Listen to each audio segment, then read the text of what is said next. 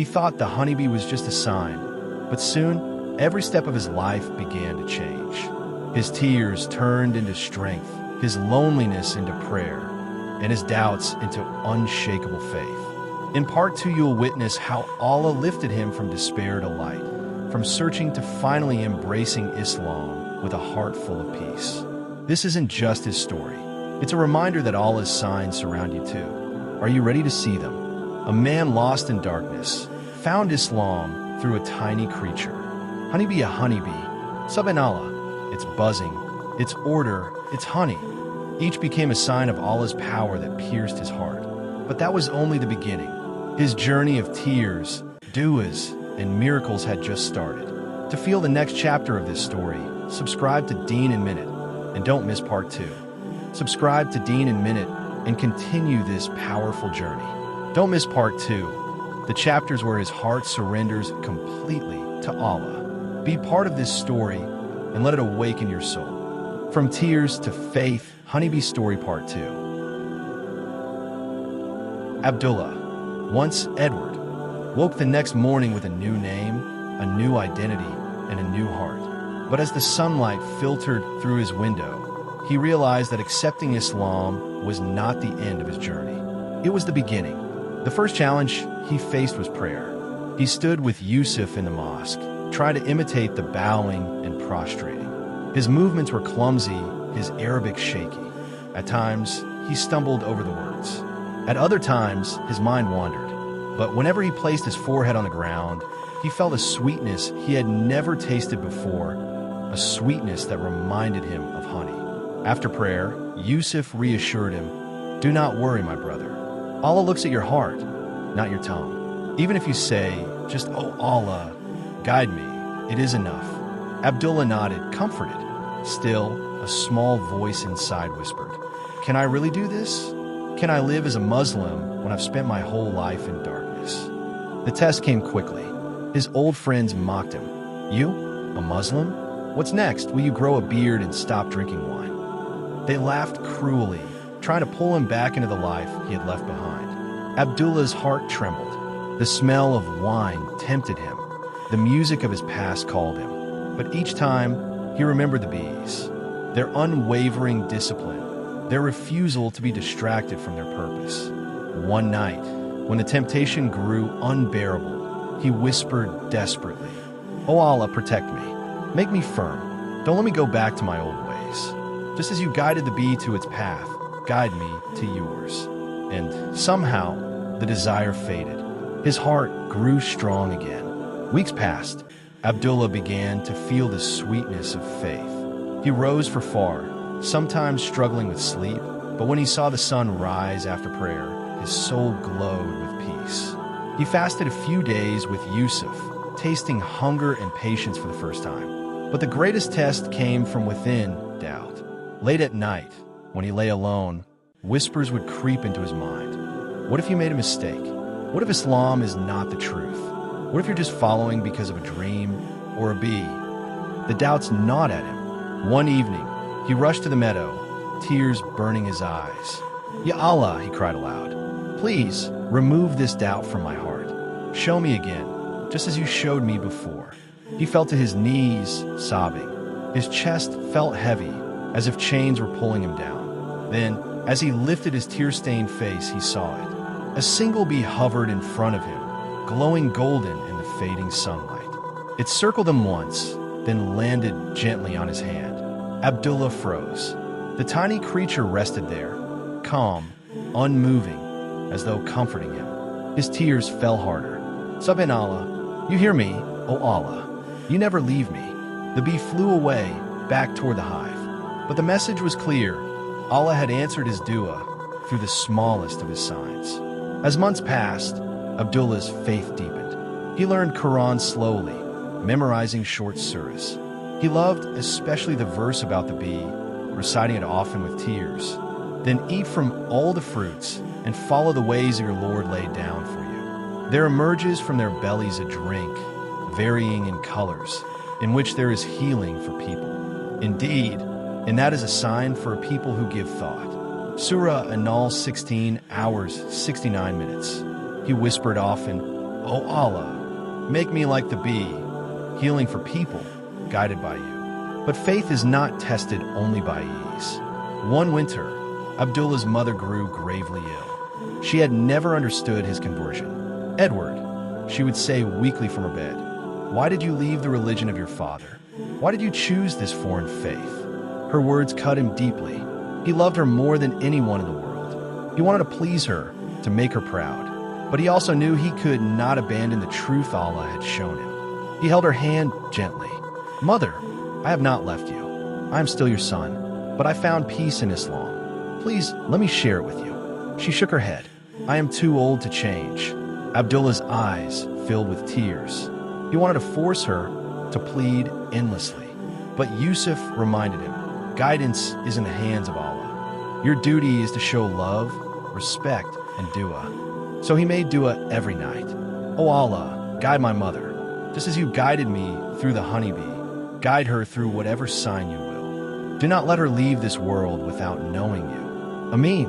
One evening, as his mother lay weak, Abdullah brought her a spoon of honey. "Mother, try this. It is sunnah. Our Prophet Muhammad said there is healing in honey." She smiled faintly. "You, in your bees," but she tasted it. Sweetness spread across her tongue. Her eyes softened. "This is good." Abdullah's heart lifted. He whispered a silent dua. "Ya Allah, let the sweetness of honey open her heart to the sweetness of faith." As the days passed, his mother began asking questions. "Why do Muslims bow on the ground? Why do they pray 5 times?" Abdullah explained patiently, with love. Each time, he saw her resistance weaken.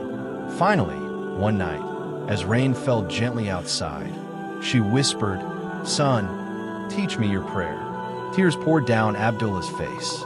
He guided her gently, showing her how to place her forehead on the ground. She whispered shakily, "O Allah, guide me." It was the most beautiful moment of his life. Abdullah realized then that guidance is like honey, slow, pure, healing. It does not force itself, but when it enters the heart, it transforms everything. He continued to live with faith, his struggles ongoing, his prayers constant. But whenever he felt weak, whenever doubts returned, whenever life tested him, he would return to the meadow, to the bees.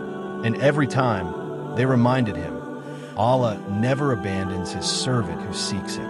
Abdullah's heart had softened like never before. His days were no longer empty. Every moment carried meaning. Yet, with faith came trials, and he knew Allah was testing him just as he tests every believer. One spring morning, Abdullah sat outside his home with his mother. The meadow stretched wide before them, buzzing with the sound of bees.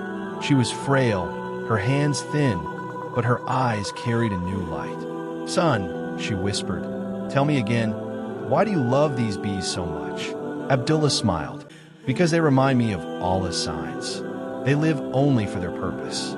They don't complain, they don't rebel. They work, they heal, they serve. They live in harmony with his command." His mother sighed, her gaze drifting toward the buzzing flowers. "Maybe that's what I missed all my life. Purpose." He gently held her hand. "It's not too late, mother. Allah gives life until its last breath so that hearts may return." Her eyes filled with tears, but she remained silent. Abdullah's heart tightened. He prayed silently, "Ya Allah, guide her completely before her time comes."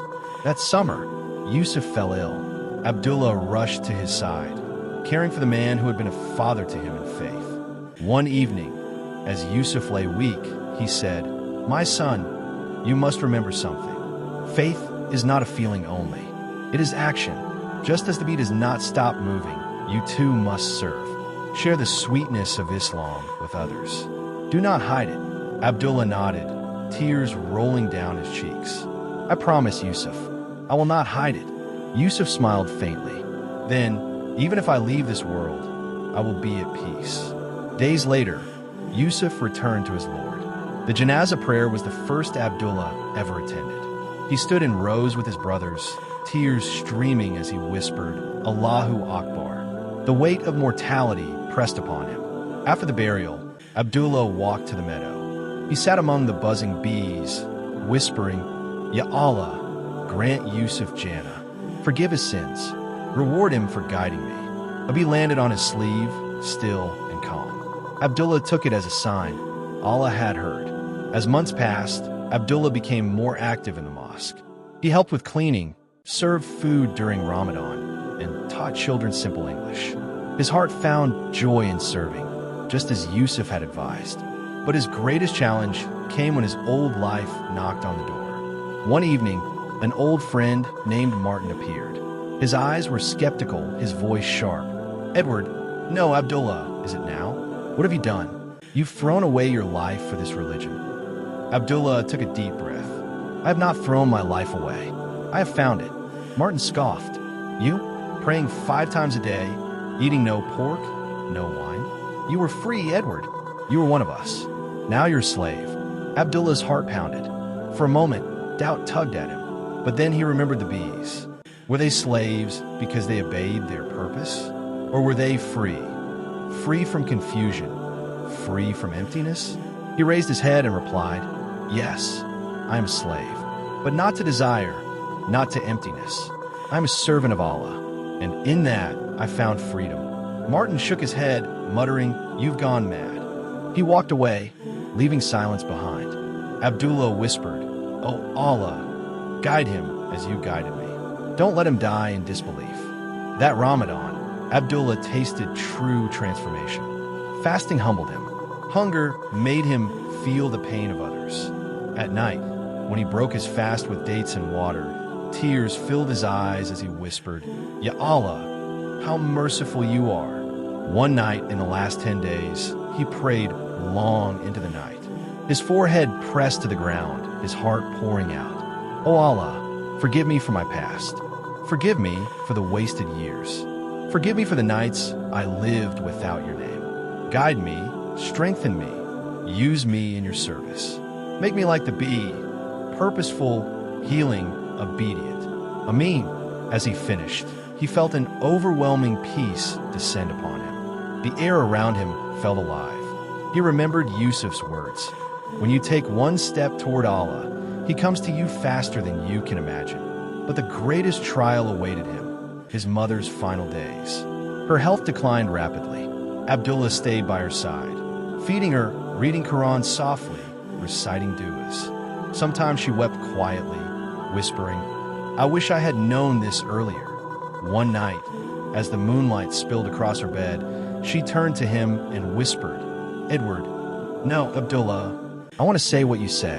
His heart raced. "Do you mean the Shahida?" She nodded weakly.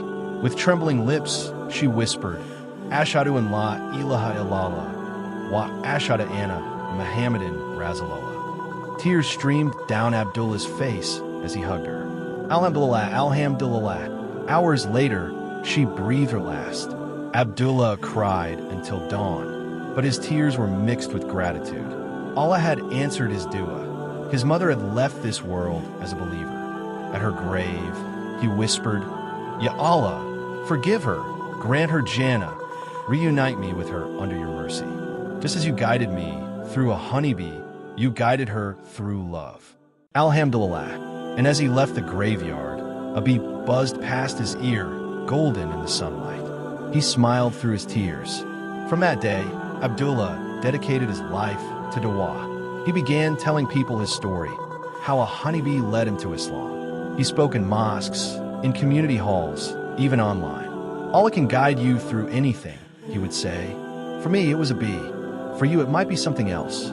But if your heart is open, his signs are everywhere. Many were moved to tears. Some embraced Islam after hearing his words. And each time, Abdullah whispered, "All praise is for Allah, who guides whom he wills." Years passed. Abdullah grew older, his beard white, his back bent. But his faith remained young, vibrant, alive. Children in the mosque called him Uncle Bee because he always told stories about how the honeybee obeys Allah. One evening, as he sat alone in the meadow, he reflected on his journey. "Ya Allah," he whispered, "you took a man drowning in emptiness and filled him with faith. You turned wine into water, confusion into clarity, sorrow into peace. And you did it through something so small, so simple, a honeybee. Truly, you are Al-Hadi the guide. The bees buzzed around him, their hum like a hymn of worship. Abdullah closed his eyes, his heart overflowing with gratitude. That night, he dreamed again. He was standing in a beautiful garden, rivers flowing beneath his feet. Flowers bloomed endlessly, and bees hovered gracefully above them. One bee landed on his hand and seemed to speak without words. You are home. He awoke with tears, whispering, Ya Allah, let that dream be true. Let me die upon your mercy. And with that dua, he drifted back to sleep, his lips moving softly. La ilaha illallah, Muhammadur Rasulullah.